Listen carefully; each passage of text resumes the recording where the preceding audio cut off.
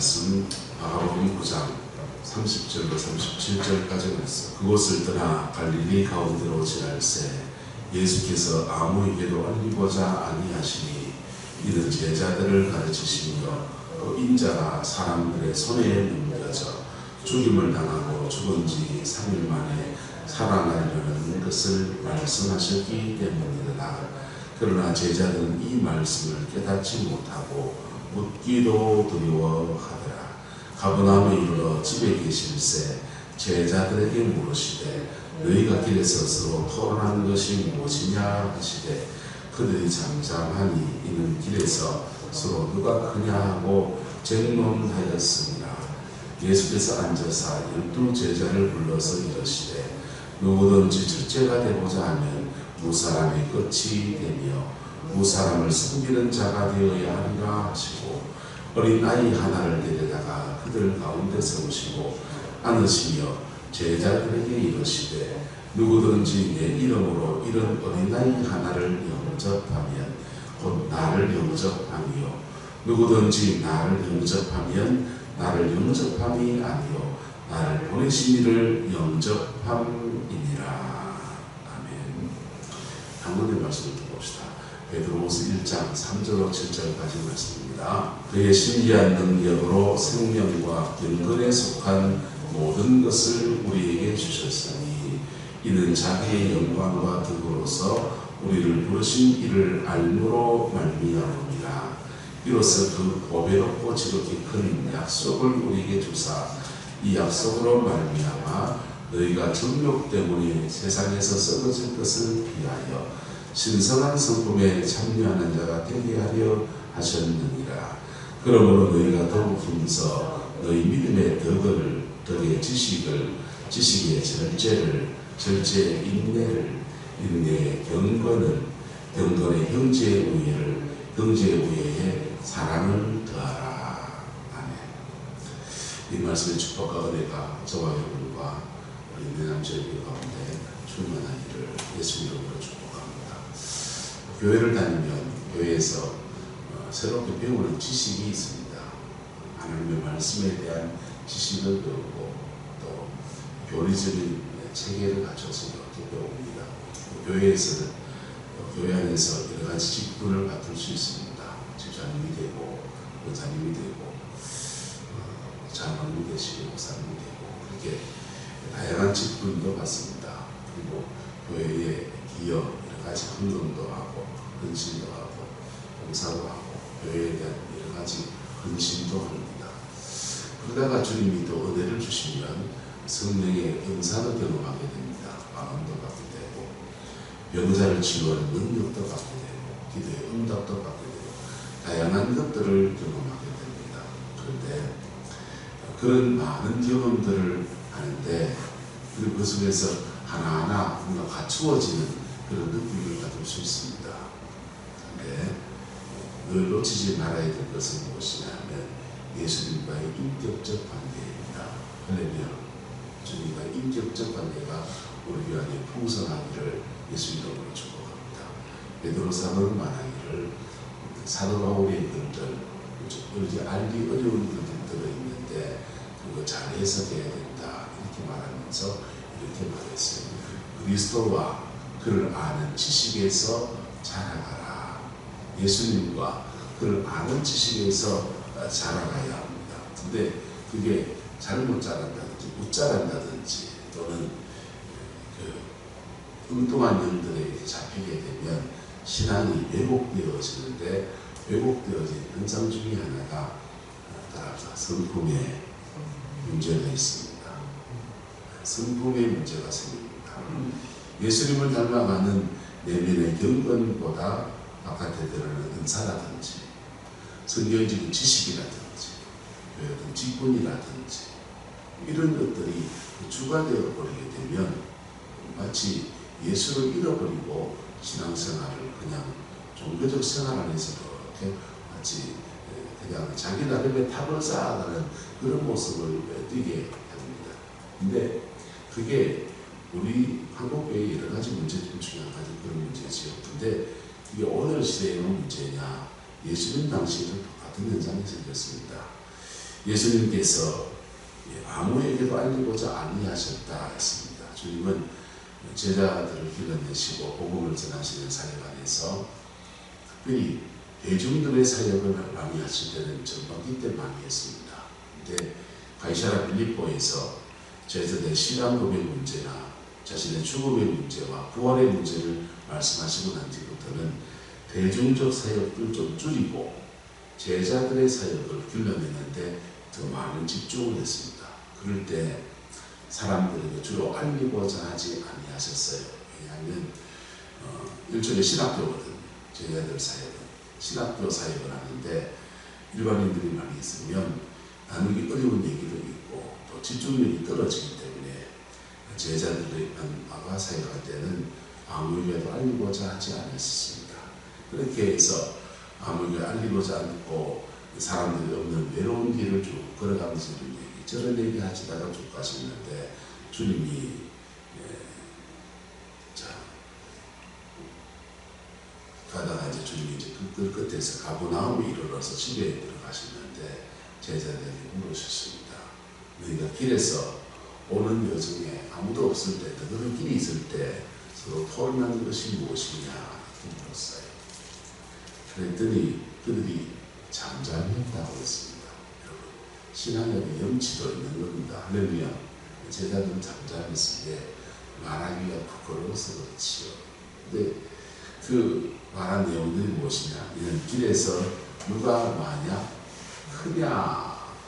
누가 크냐 하고 질문했다고 했습니다. 우리는 베드로는 수제자로 알고 있고 베드로, 야고보, 요한은 핵심 제자로 알고 있고 나머지 9명의 제자들은 이제 또 함께 하는 제자로 알고 있고 그 중에 한 명은 또 다른 구원받지 못한, 거듭나지 못한 사람, 이렇게 버림받은 사람으로 알고 있습니다. 그런데 주님은 그 제자들이 누가 더 크냐, 누가 더 작으냐, 그들이 기재기하고 있는 것들에 대해서 답답해서 듣으시지요.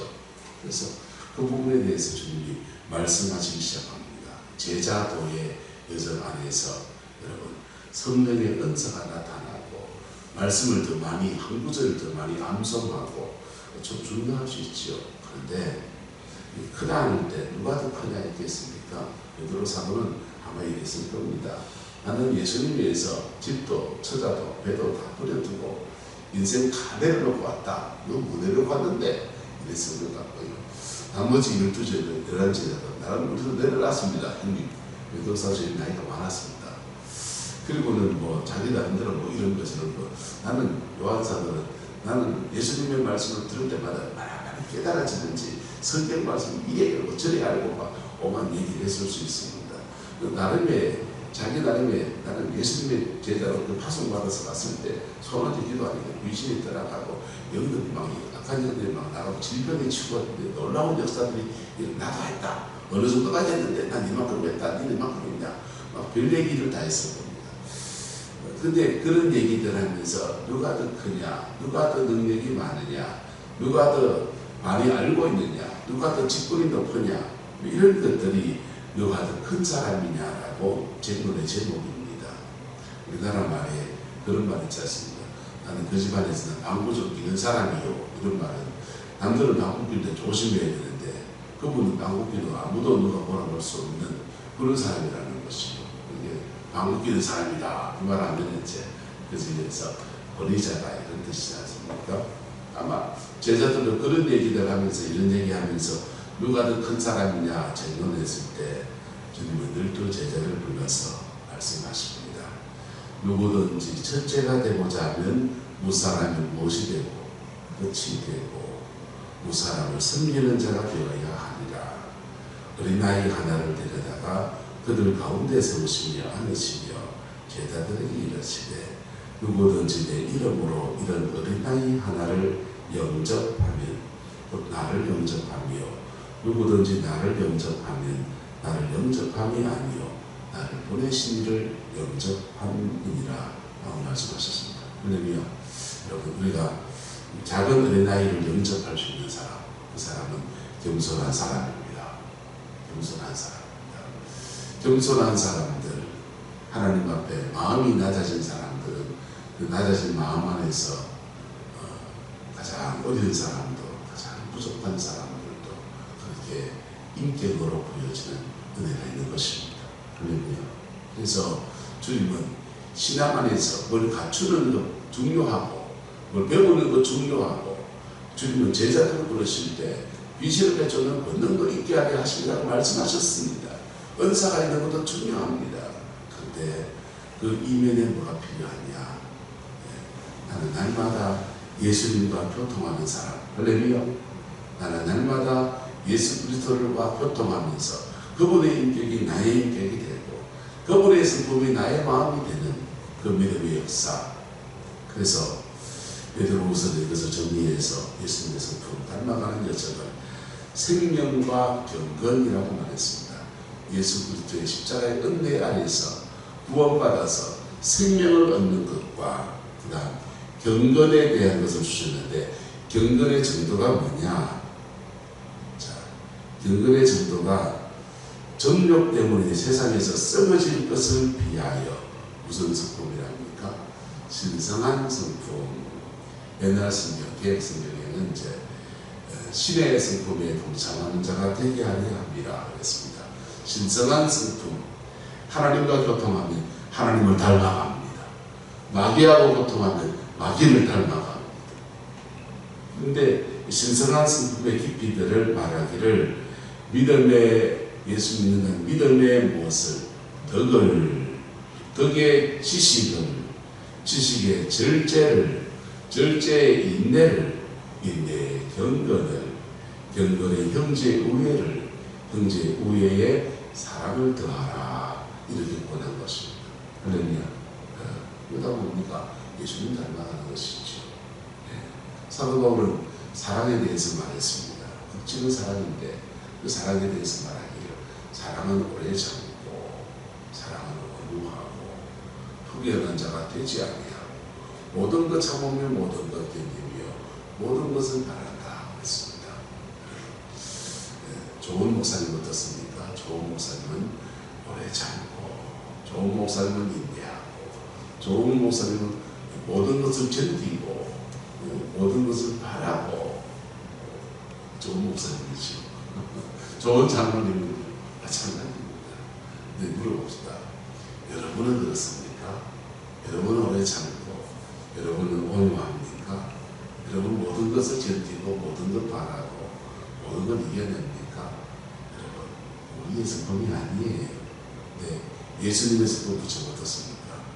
예수님은 오래 참고, 예수님은 온유하고, 예수님은 투기하지 아니하고, 예수님은 모든 것 바라고 모든 것 견디는 분이십니다.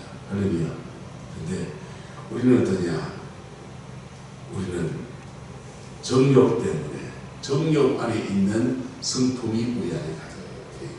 정욕 안에 있는 성품은요, 윤리적인 죄성에 대한 것도 있고, 그 다음에 시기와 질투도 있고, 이보다 내가 더 높아지고자 하는 그런 높아지려는 마음도 있고, 별별 일이 다 있는 것이 정욕에서 형성된 성품인 것입니다.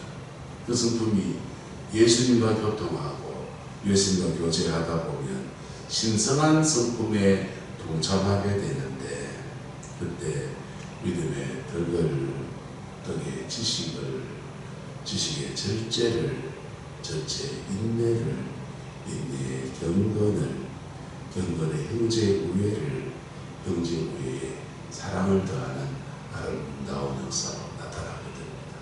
할렐루야. 왜 이런 성품의 문제가 신앙 안에서 이렇게 나타난 것 같은데 왜 이렇게 되지 못하느냐, 여러 가지 원인이 있습니다. 여러 가지 원인이 있는데, 첫 번째는 은혜를 잘못 받은 겁니다. 은혜 받았던 사람들 안에서 이런 성품이 나타나지 못하는 이유는 은혜를 잘못 받은, 은혜를 받은 게 아니에요. 그분들은 영을 만나긴 만났는데 성령을 만난 게 아니라 어둠의 영을 만난 중입니다. 그럴 때 그 영들이 그에게 주는 악한 영들은 악한 영의 성품이 있거든요. 그 성품이 그를 지배하게 됩니다. 두 번째는 은혜를 받았는데 그런 경우입니다. 정말 은혜를 받은 게 맞아요. 또 좋은 스승을 만나서 이렇게 좋은 가르침을 받았는데 그런 경우입니다. 그건 뭐냐면 만약 마치 이런 것과 같습니다. 애들이 자라날 때 사춘기를 지나가잖아요. 사춘기 지나가고 보셨죠? 자녀들이 사춘기 지나갈 때 봤죠. 사춘기 지나갈 때 2차 성징이 나타나면서 막 어떤 데는 폭력적으로 나타나고 어떤 데는 성적인 걸로 나타나고 뭐 다양한 모습으로 나타납니다. 2차 성징이 나타날 때 어른 흉내를 막 내려고 그럽니다. 저는 사춘기 지나갈 때 아버지가 담배를 피셨거든요. 문갑에 담배를 꺼내가지고 홀라 혼자 몰래 이제 안방에다가 피워봤습니다. 얼마나 맵던지 뭐 이런 걸 자꾸 피워놓아요. 그랬었는데 그냥 어른 흉내를 내보려고 그래요. 그럴 때 사춘기를 지나갈 때 나타나는 현상 가운데 하나가 어른 흉내를 내보려는 것과 그 다음에 그런 것들, 그 다음에 성령의 역사가 임하면 어둠의 역사가 떠나가잖아요. 떠나갈 때 곱게 제가 물러가겠습니다. 이렇게 떠나가는 게 아니고 이놈도 안 떠나가려고 우리를 더 강하게 잡아요. 그래서 사춘기 지나가는 애들이 은혜를 굉장히 순서에 빨리 받습니다. 빨리 받는데 그때 어둠이 떠나가면서 그냥 지도 안 떠나가려고 하니까 더 강하게 사람을 잡아요. 그럴 때 음란이 일어납니다. 그렇죠? 그래서 은혜 받은 데서 이단도 일어나고 은혜 받은 그 자리에서 2차 성징이 막 일어나는데 그것이 분별력이 없고 이게 사춘기 지나갈 때 누가 필요하냐? 아버지가 필요해요. 엄마가 필요해요. 부모가 잘 이렇게 다독다독하면 얘가 어긋나지 않고 조금 키다가도 되돌아오고 그러잖아요. 그런데 부모가 잘 잡아주지 않는데 이놈 새끼 말이야 막 야단치고 하면 더 튀어버립니다. 마치 그런 것 같아요. 영적인 사춘기를 지나갈 수 있어요. 성령의 역사가 등하게 임하면 영적인 사춘기를 지나가는 현상이 생기는데 그때 영적 부모 된 사람, 멘토 같은 분들 잘 잡아줘야 돼요. 잘 다루기도 하고 죄에 빠지지 않게 도와줘야 돼요. 사단의 역사에 끌려가지 않도록 도와줘야 돼요. 들었다 봤다 막 들읍니다. 듣다 봤다 꿈에 뭘 봤다 환상을 봤다 난리 나요. 들었다 음성을 들었다 환상을 봤네 어쩌고 저쩌고 얘기도 합니다. 여러분 우물팔 때 처음에 우물파면은 맑은 물 올라오니 구정물 올라옵니까? 구정물 올라옵니다. 물은 물이에요. 구정물 흙탕 물 다 퍼내야 돼요. 그냥 그래 그래 볼 수 있어 하고 넘어가지고 풀고 저거 그래 하다 보면 구정물 다 풀내고 나면 그때부터 막 그 물이 퐁퐁 쏟아서 정말 하나님 나라와 좋은 일꾼들이 되는데 한국교회의 안타까운 점은 50년대 60년대 은혜 받고 들었다 봤다 하는 사람 많았는데 그 사람들이 그러다가 은혜가 은사가 사라져버려서 금방하게 권사님 되고 집사님 되고 신앙생활 그냥 하면 나중에 지나가는 거예요. 영적 사춘기. 근데 그거 받았다 들었다 봤다 한 사람들이 막 그것저것 파고들고 그러다가 이상한 집단들이 많이 남았습니다. 지금 있는 그 신천지 그 전시는 유재일의 장막성전입니다. 장막성지 유재일의 전시는 박태선장 박태선은 어디서 나왔냐? 김천 용문산 기도원 찬양인도 하는 사람이었어요. 은혜 가득하고 한국교회 기도원 운동의 가장 시발점이었던 그 용문산 기도원 찬양인도자에서 이단이 툭 튀어나온 겁니다. 여러분 우리 인간의 죄성은 늘 은사 안에서도 꿈틀거리고 인간의 죄성은 말씀을 안다고 하는 데서도 꿈틀거리고 있는 거예요. 날마다 주님과의 교통하며 예수 그리스도와 인격적 관계 안에서는 그 중심이 저와 여러분들의 있기를 주의 이름으로 축원합니다. 그럴 때 우리는요 제자들도 그러잖아요. 누가 크냐? 크긴 누가 커요? 나도 더 기대게 하고 있는 거지. 이 사람들이 그 쟁론의 중심에 섰던 베드로 사도가 그가 인생의 깊이에서 은혜를 받고 더 받고 하고 난 뒤에 하는 말이 그의 신비한 능력으로 생명과 경건에 속한 모든 것을 우리에게 주셨다. 은사도 있겠죠. 하지만 그보다 더 중요한 것은 경건인데, 경건은 하나님의 성품에 참여하는 것입니다.